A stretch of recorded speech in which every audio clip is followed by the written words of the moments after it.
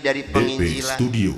Saya akan menyerahkan sebagai ketua misionaris pada Anda semua, karena saya hari ini akan mencari agama yang baru, itu agama Islam. Karena hanya Islam yang benar, hanya Islam yang dapat menyelamatkan umat manusia.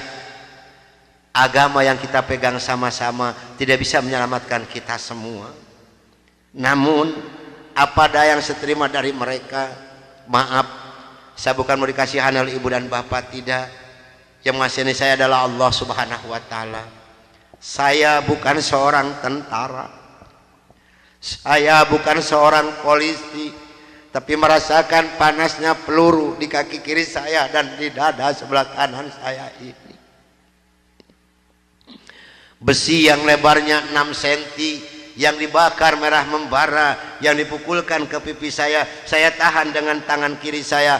Demi Allah, besi panas nempellah di tangan kiri saya.